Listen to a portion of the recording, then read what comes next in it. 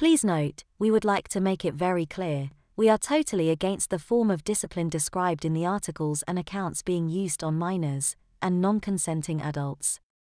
Although some of these accounts are fictional, and others may be an exaggerated reality, none of them are too far from the truth of what really happened back in those days.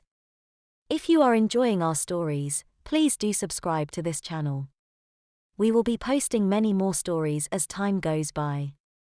I've enjoyed reading your accounts of childhood scrapes and punishments from other people. However, I think my own spanking memory, and actually my earliest childhood memory overall, might be the one of the oldest memories. This happened during the late 1940s. I remember it was a lovely sunny day and I was playing in the back garden of our house in Liverpool. My parents were both dozing in a deck chair each, enjoying the fine weather. I think Dad was reading a newspaper, while Mum was sipping a cup of tea, and neither were paying much attention to me. We had a modest flower bed at the bottom of the garden and it was nearly all in bloom. It looked so lovely that I thought I would pick some flowers for my mum, as I had seen other little girls do. So it was that a few minutes later, I strode up happily to my mother with a bunch of freshly picked flowers of all colors and held them out for her to take. Imagine my horror when, instead of being delighted, Mum's face suddenly turned to thunder and she began shouting at me, calling me a naughty little girl. I was upset and confused, but not half as upset as I was a few moments later when Mum put across her knee and given a soundly smacked bottom. I mainly remember two things.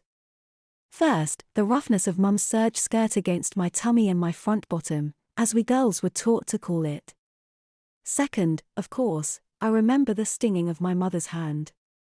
Little as I was, she didn't spare me, and by the time my smacking was done, I had a very stinging bottom. My only other memory of it is being sat on Mum's lap afterward, still bare and itchy from that skirt, though the buzzing left over from the smacking was still worse, and being cuddled for a while until I stopped crying, after which I was taken in for an afternoon nap. In retrospect, and by today's standards, the punishment seems very harsh.